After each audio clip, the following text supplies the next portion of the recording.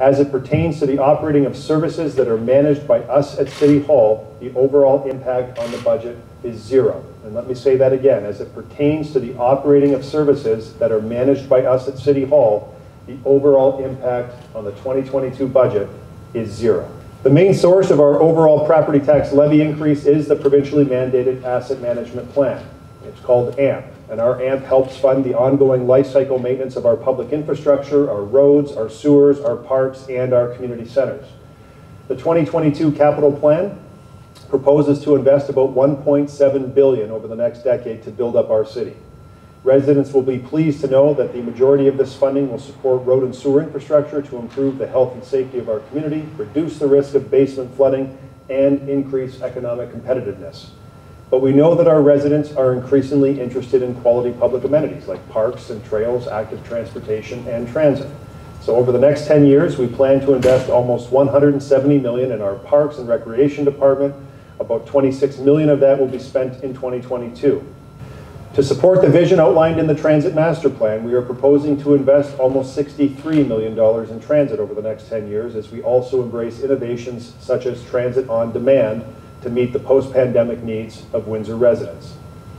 The total gross capital plan spending, including all grants and other funding for social services, community, and affordable housing over the next decade is more than $250 million. And this includes the historic plan investment of over $170 million to the repair and renewal of our housing units that are managed by the Community Housing Corporation.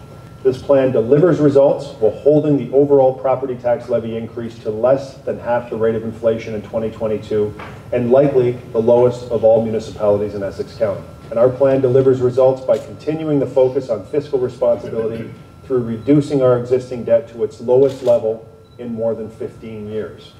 Since 2008, we have saved Windsor residents almost $1 billion in property taxes when compared against what the average annual property tax levy increase would have been at an annual rate of 2%. And this is one of my favorite slides. Again, we've saved residents almost $1 billion through our prudence and diligence since 2008.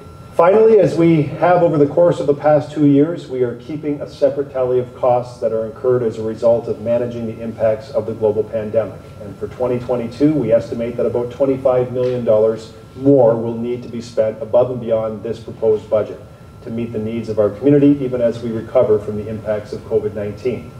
These costs are currently unfunded, and we will continue to pursue federal and provincial operating grants to deal with these challenges. I am very, very proud of the 2022 budget. The whole community knows and understands the financial challenges. They feel the pinch of inflation at the gas pump, at the grocery store, trying to dine out, trying to buy almost anything. Construction materials at Home Depot and Lowe's, shopping at Costco, no matter where you shop, you are feeling the pinch. And this budget reflects the pain that you're feeling while also dealing responsibly with the needs of the corporation of the City of Windsor. And the commitment that I made at the start of this term, when you elected me as mayor, that I would bring budgets in at or below the rate of inflation. The proposed budget going to City Council today is less than half the rate of inflation.